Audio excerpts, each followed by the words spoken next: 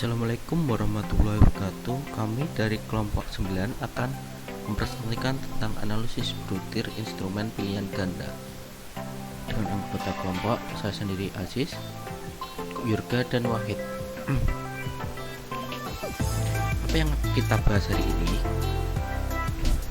Pertama, kita akan membahas 3 analisis instrumen pilihan ganda, yaitu pertama tingkat kesukaran, kedua daya pembeda, ketiga analisis pengecoh, keempat manfaat analisis butir soal, dan kelima adalah membahas kriteria kualitas butir soal. Sebelumnya mari kita ingat kembali apa itu pilihan ganda.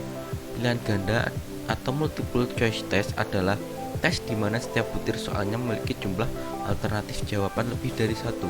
Biasanya terdapat 2-5 alternatif jawaban yang disuguhkan, dan jumlah alternatif jawaban tersebut tidak boleh terlalu banyak karena akan sangat membingungkan dan juga sangat menyulitkan penyusunan butir soal. Tipe soal pilihan ganda memiliki karakteristik sebagai berikut. Yang pertama, terdiri dari 2 bagian, yaitu stem dan option. Stem adalah soalnya dan option adalah pilihan jawabannya.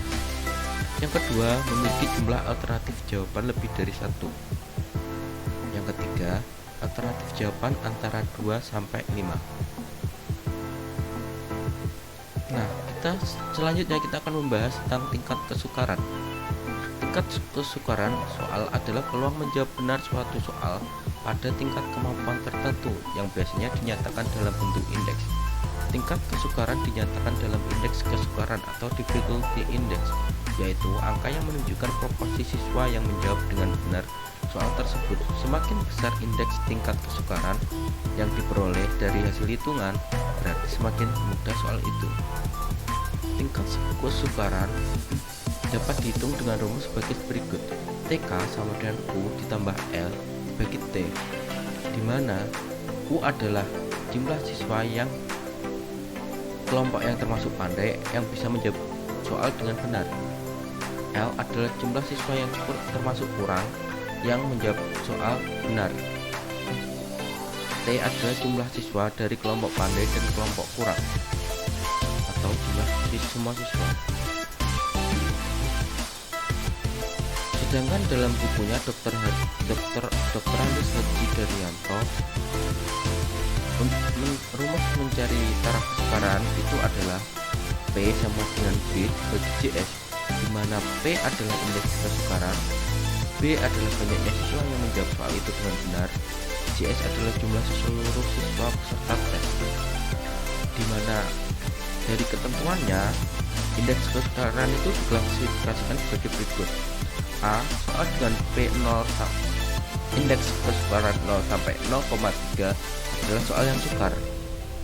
Soal dengan indeks kesukaran 0,3 sampai 0,7 adalah soal yang sedang, dan soal dengan indeks kesukaran 0,7 sampai dengan 1,0 adalah soal yang mudah.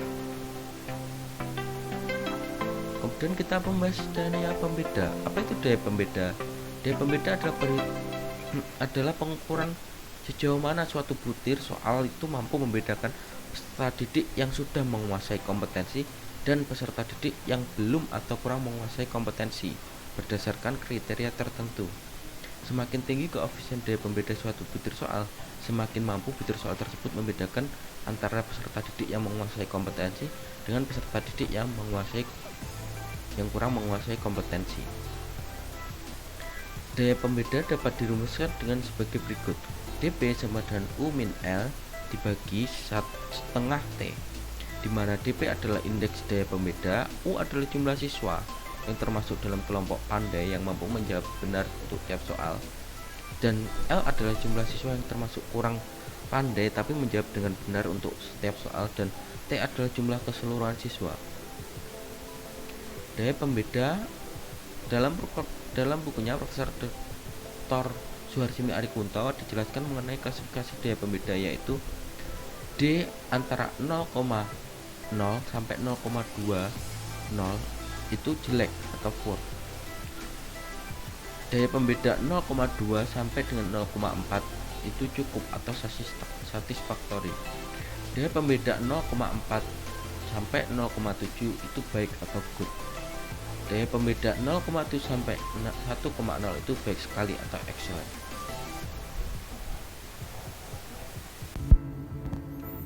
Oke, selanjutnya adalah analis pengecoh, yaitu instrumen evaluasi yang berbentuk tes dan objektif. Selain harus memenuhi syarat-syarat yang telah disebutkan terdahulu, harus mempunyai distraktor yang efektif.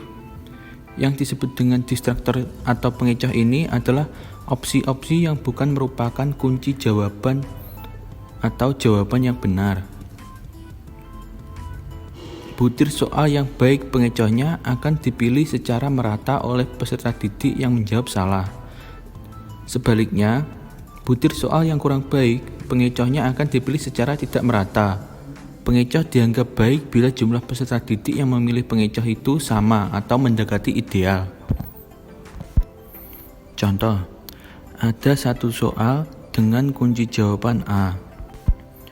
Dari 10 peserta yang menjawab soal tersebut, 4 orang menjawab benar, yaitu A, dan 2 orang menjawab B, dan 2 orang lagi menjawab C, dan 2 orang lagi menjawab D. Jadi bisa disimpulkan pengecoh ini termasuk berhasil atau berfungsi karena jumlah peserta didik yang memilih pengecoh itu sama atau mendekati jumlah ideal. Oke, kemudian indeks pengecoh dihitung dengan rumus sebagai berikut.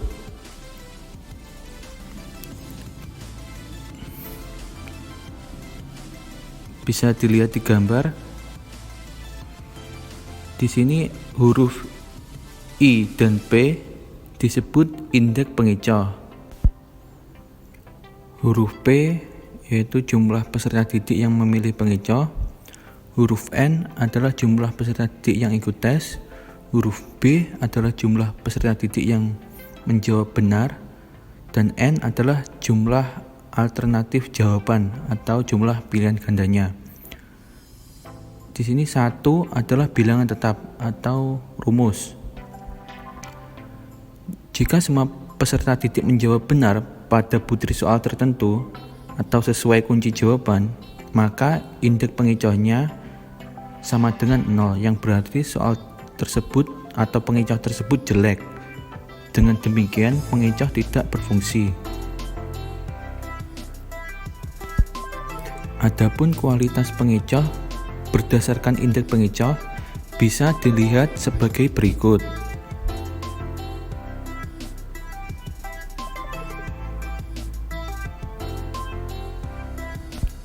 Oke, kemudian manfaat analisis butir soal. Menurut Anastasia dan Urbina pada tahun 97, pertama adalah membantu pengguna tes dalam mengevaluasi kualitas tes yang digunakan. Kedua, relevan bagi penyusun tes informal seperti tes yang disiapkan guru untuk siswa di kelas. Yang ketiga, mendukung penulisan butir soal yang efektif. Yang keempat, secara materi dapat memperbaiki tes di kelas. Kemudian meningkatkan validitas soal dan reliabilitas. Kemudian manfaat analisis butir soal menurut Lin dan Gronlund tahun 95, yaitu menambahkan bahwa pelaksanaan kegiatan analisis butir soal biasanya didesain untuk menjawab pertanyaan-pertanyaan berikut. 1. Apakah fungsi soal sudah tepat? 2. Apakah soal telah memiliki tingkat kesukaran yang tepat? 3. Apakah soal bebas dari hal-hal yang tidak relevan? 4. Apakah pilihan jawabannya efektif? Selain itu, data hasil analisis butir soal juga sangat bermanfaat sebagai dasar untuk diskusi tentang efisien hasil tes, kerja remedial, peningkatan secara umum pembelajaran di kelas, dan peningkatan keterampilan pada konstruksi tes. Butir soal. Kesimpulan dari manfaat analisis butir soal antara lain: pertama, menentukan soal-soal yang cacat atau tidak berfungsi dengan baik. Yang kedua, meningkatkan butir soal melalui 3 komponen tadi, yaitu tingkat kesukaran, daya pembeda, dan pengejauh soal. Yang ketiga, merevisi soal yang tidak relevan dengan materi yang diajarkan, ditandai dengan banyaknya anak yang tidak dapat menjawab butir soal tertentu. Nah, untuk klasifikasi kualitas butir soal itu, yang pertama, soal dinyatakan baik jika tingkat kesukarannya itu antara 0,25 sampai dengan 0,75. Korelasi biserial butir soalnya lebih dari sampai dengan 0,4, dan korelasi biserial alternatif jawaban atau distraktor bernilai negatif.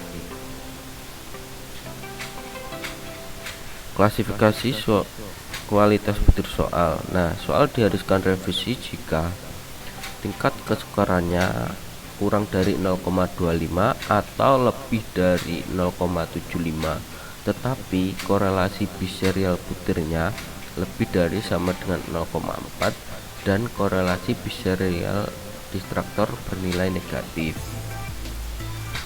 Yang kedua, tingkat kesukarannya antara 0,25 sampai dengan 0,75 dan korelasi biserial butir soalnya lebih dari 0,4, tetapi ada korelasi biserial pada distraktor yang bernilai positif.